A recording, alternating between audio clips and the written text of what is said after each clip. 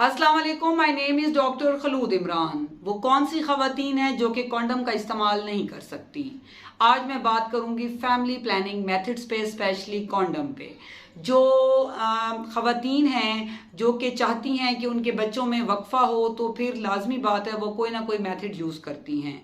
बाज़ female natural method use करती हैं, बाज़ कॉन्डम यूज़ करती हैं, बैरियर मेथड यूज़ करती हैं, बाज़ इंजेक्शंस यूज़ करती हैं, बाज़ टैबलेट्स यूज़ करती हैं, बाजू में इम्प्लानॉन रखवाती हैं और बाज़ जो है IUCDs रखवाती हैं। और अगर उनकी फैमिली कंप्लीट हो तो फिर वो स्टेरिलाइजेशन यानी कि वो अपनी ट्यूबो लाइगेशन करवा लेते हैं, मेल या फीमेल।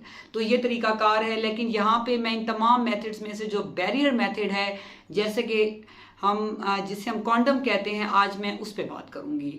जो कॉन्डम है ये बहुत ज़माना कदीम से इस्तेमाल होता आ रहा है और ये एक बहुत अच्छी और बेनिफिशियल चीज़ है, क्योंकि जो कॉन्डम है ये ना सिर्फ प्रेगनेंसी से बचाता है, बल्कि जो इन्फेक्शन है लाइक हेपेटाइटिस बी हो गई या खुदा न खास्ता एड्स हो गई, STD, टॉर्च इन्फेक्शन जितनी भी हैं, उससे जो है ये जो है कॉन्डम सेव करता है। ये एक बहुत जो है बहुत इजी मेथड है और बहुत इफ़ेक्टिव है और बहुत चीपर है। लेकिन जो है यहाँ पे मैं कुछ ऐसी फीमेल्स की बात करूँगी जो कि कॉन्डम का इस्तेमाल नहीं कर सकती, जिसमें जो टॉप लिस्ट पे हैं वो हर्पीज़ और वॉट्स वाली पेशेंट हैं। जो कॉन्डम है ये हर्पीज़ और वॉट्स से जो है वो जो कॉन्डम है वो नहीं बचाता। अगर जो है हर्पीज़ या वॉट्स है तो फिर अगर फॉर एग्जांपल मेल को है तो वो ऑटोमेटिकली फीमेल को लग सकती है, और अगर फीमेल को है तो वो मेल में ट्रांसमिट हो सकती है।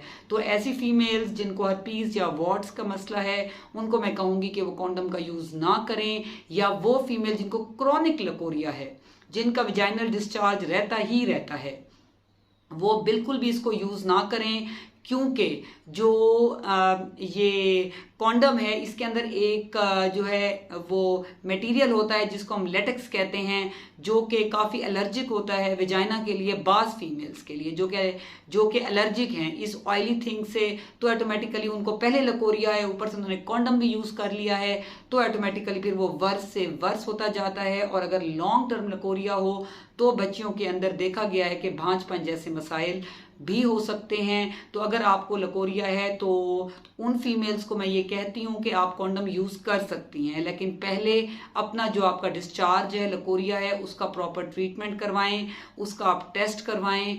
जो भी आपका हाई विजाइनल स्वैब पे जो भी ऑर्गेनिज्म आएगा उसके मुताबिक आप ट्रीट अपने आप को करवाएं।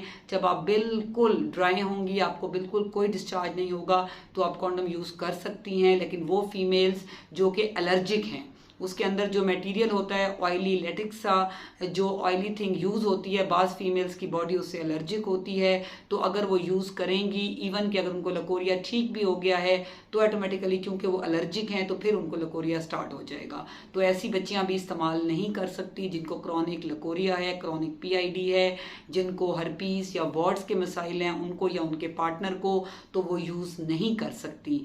और जो है कॉन्डम सिर्फ ये नहीं कि सिर्फ जो है मेल कॉन्डम होता है, फीमेल कॉन्डम्स होते हैं, उसके अंदर भी सेम मटेरियल यूज़ होता है। तो ऐसी फीमेल्स के जो पार्टनर्स हैं, मेल्स हैं, वो भी कॉन्डम यूज़ नहीं कर सकते, और ऑटोमेटिकली फीमेल खुद भी जो फीमेल कॉन्डम्स हैं वो भी यूज़ नहीं कर सकती अगर उनको ये मसाइल हैं तो।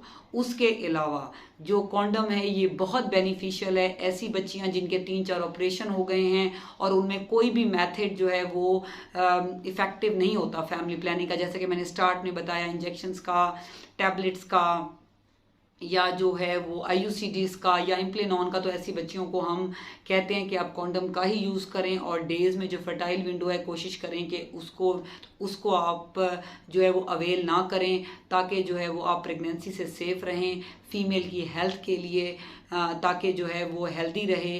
क्योंकि अगर जो है बार बार ऑब्वियसली जब बड़े ऑपरेशन होते हैं, सिजेरियन होते हैं, तो फीमेल वीक हो जाती हैं। तो एटलीस्ट मिनिमल जो है वो 4 जो है सिजेरियन के बाद हम कहते हैं कि आप जो है अब कोशिश करें कि आप बैरियर मेथड यूज़ करें कॉन्डम का, ताकि जो है अगर आपके पास 4 की 4 फीमेल बच्चियां भी हैं और आप और सिजेरियन चाहती हैं या और बच्चा चाहती हैं, तो फिर आप एटलीस्ट 3-4 साल का वक्फा कर लें ताकि मदर हेल्दी हो जाए, फिर वो बाद में प्लान कर सकती है।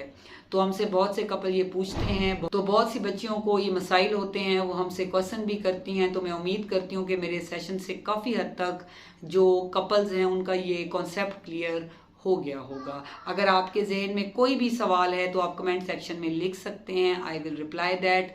और अगर आप कोई मुझसे ऑनलाइन कंसल्टेशन लेना चाहते हैं तो नीचे नंबर मेंशन्ड है, वो आप मुझसे ऑनलाइन कंसल्टेशन पे पूछ सकते हैं। Thank you so much.